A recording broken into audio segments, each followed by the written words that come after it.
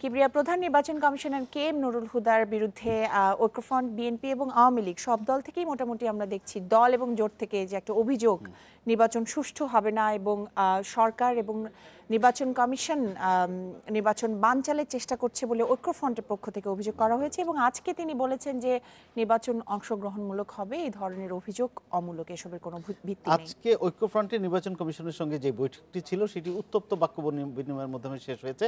মানে ঐক্যফ্রন্ট নেতারা বের হয়ে চলে এসেছেন এবং অসমাপ্ত রেখে এবং সেই সময় মির্জা ফখরুল ইসলাম আলমগীর সাংবাদিকদের সঙ্গে কথা বলেছেন। তবে আমরা জানতে পেরেছি যে তারপর গুলশানে বিএনপি চেয়ারপারসনের কার্যালয়ে ঐক্যফ্রন্ট নেতারা বসেছেন এই বিষয়ে পরবর্তী করণীয় জানানোর জন্য। তো আমাদের প্রতিবেদক সেখানে আছে, সেখানে ফলাফল যাই হোক আমরা হয়তো জানতে পারবো এবং সেটি জানাবো। তবে আজকে বিকেলে তিনি রাজধানীতে টিকাটুলিতে ইভিএম পরিচালনা কার্যক্রম পরিদর্শন করেছেন। যে 6টি আসনে ইভিএম হবে সেগুলো নিয়ে, তার মধ্যে ঢাকায়ও আছে। যাই হোক, এই সংক্রান্ত প্রতিবেদনটি আমরা দেখে আসি।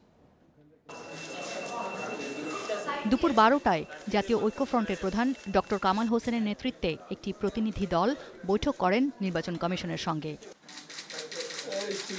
1.5 ঘন্টার বেশি সময় বৈঠকের পর তা অসমাপ্ত রেখেই বেরিয়ে আসেন ঐক্যফ্রন্টের নেতারা। সিদ্ধান্ত তো আমরা বলেছি যে এখন জনগণ নেবে। পরে সংবাদ ব্রিফিংয়ে বিএনপি মহাসচিব অভিযোগ করে বলেন, সরকার ও ইসি এখন একজোট। সেনাবাহিনী মোতায়েন করা হলেও তাদেরকে মাঠে নামানো হচ্ছে না বলেও অভিযোগ করেন তিনি। তবে ফাঁকা মাঠে কাউকে গোল দিতে দেয়া হবে না বলেও মন্তব্য করেন তিনি। সরকার, নির্বাচন কমিশন যৌথভাবে এই নির্বাচনকে বানচাল করার চেষ্টা করছে।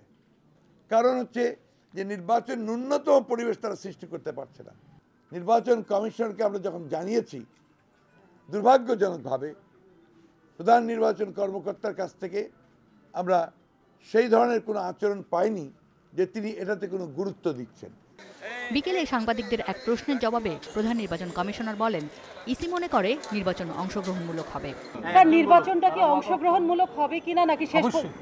অবশ্যই অংশগ্রহণ, সবাই অংশগ্রহণ করছে, কিন্তু সেটা কি অংশগ্রহণমূলক পর্যায়ের অবস্থায় আছে কিনা আপনারা শেষ?